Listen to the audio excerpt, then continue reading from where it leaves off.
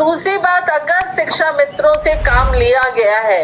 उन्हें भले ही परमानेंट नौकरी नहीं दी गई थी, उन्हें टेम्पररी नौकरी दी गई थी, तो शिक्षा मित्रों को जो मानदेय दिया जाना था वो जरूर मिलना चाहिए और उस पर कहीं भी उनके साथ अन्याय सरकार कभी भी नहीं करेगी, इतना तो मैं दावा करती हूँ।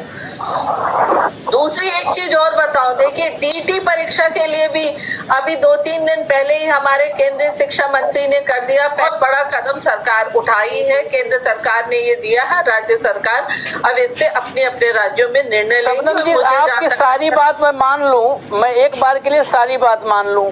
ठीक है, इतने नीचे नहीं होना चाहिए सब कुछ, लेकिन मैं ये कह रहा कि अगर 20 साल 21 साल 18 साल की नौकरी के बाद 10,000 रुपए मानदेय, ये कितना न्यायोचित है, पहली बात ये। और दूसरी, आपकी सारी मंशा शिक्षा मंत्री की वो बात जो बेसिक शिक्षा मंत्री ने अभय कुमार सिंह से कही, आपकी सारी मंशा को कुमंशा में वही बात बदल देती है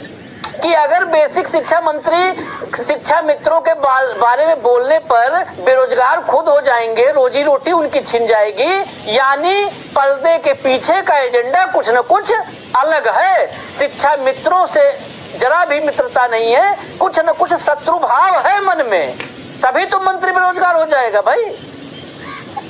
देखिए ये बात कहाँ तक इन तथ्यों में सच्चाई है, ये तथ्य कहाँ तक उन्होंने इस तरीके के वाकया हुआ उनके साथ, इसको तो मैं ना जानती हूँ ना इस पे टिप्पणी कर सकती हूँ, क्योंकि मुझे नहीं लगता कि कभी कोई मंत्री या कभी कोई नेता जनता के समस्याओं के समाधान के अलावा भी कुछ सोचता होगा, मुझे ऐसा महसूस नहीं होता। मुझे लगता है कि अगर किसी को पद और गरिमा मिली है तो इस जनता के लिए मिली है, इस जनता की बदौलत मिली है, तो उसके खिलाफ सोचना या उसको कमतर करके सोचना भी ये मेरी समझ से बहुत दूर है, इसलिए इस पर टिप्पणी तो मैं कर ही नहीं सकती। मैं इतना जरूर कर सकती हूँ कि देखिए मुझे इस बात का बेहद दुख है कि जिन सरकार ने इनको रखा था 2000 के मानदेय पे, क्या उस वक्त 2000 ज्यादा था, उस वक्त भी उन्हें अंडर एम्प्लॉयमेंट में रखा गया था, अंडर पेमेंट में रखा गया था। और अगर हमारी सरकार ने इनके मानदेय को बढ़ा के इतने कम समय में, समझिए कि उसका 5 गुना कर दिया, 10,000 कर दिया, आगे भी सरकार इनकी बेहतरी के लिए जो कुछ हो सकता है, क्योंकि देखिए कहीं भी मैं सबनम जी आऊंगा फिर आपके पास, आपको इसलिए पूरा मौका दिया, लेकिन 2-3 बातों से आपके मैं बिल्कुल सहमत इसलिए नहीं हो पाया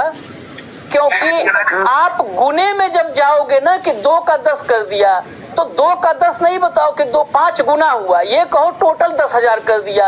अगर ये अंडरपेड थे, जिस सरकार ने रखा था अंडरपेड इनको 2000 में, वो कसूरवार थी, तो आप ही कम से कम न्याय कर देते, इंसाफ कर देते। जो इंसाफ का देवता है वो इंसाफ कर देता, तो आपने भी इंसाफ नहीं किया इनके साथ, इनको 2000 से 10,000 पे ला के छोड़ दिया आपने भी अधर में। पहली बात तो ये, और दूसरी बात, आपने टिप्पणी नहीं की, आपका टिप्पणी न करना आपका व्यक्तिगत वो है, लेकिन शिक्षा मंत्री उत्तर प्रदेश के, उन पे यकीन किया जा सकता है, वैसे भी कोई झूठ, उनके बयान इतने चर्चित हैं कि पूरे प्रदेश में सुना है ये बोलते हुए कि नौकरी कैसे दे दें, तनख्वाह भी तो देनी है। बनाए गए थे वो संपत्ति के कागजात जो आज घूम रहे हैं उसके लिए बनाए गए थे कि इनकी बात सुनने के लिए, अभय सिंह की बात सुनने के लिए, जो है भट्ट जी की बात या संतोष दुबे की बात सुनने के लिए बनाए गए थे। लेकिन ऐसे मंत्री अगर किसी सरकार में हो तो मैं उस सरकार के लिए बेहतर संकेत नहीं मानता हूं ऐसे मंत्री जो समाज में ये संदेश, उनके जरिए पूरे प्रदेश में संदेश जा रहा है कि योगी सरकार का एक मंत्री है जो मंत्री ये कह देता है कि तनख्वाह भी तो हमें वेतन भी देना है, नौकरी कहां से दे दें। ऐसा भी एक मंत्री जो कहता है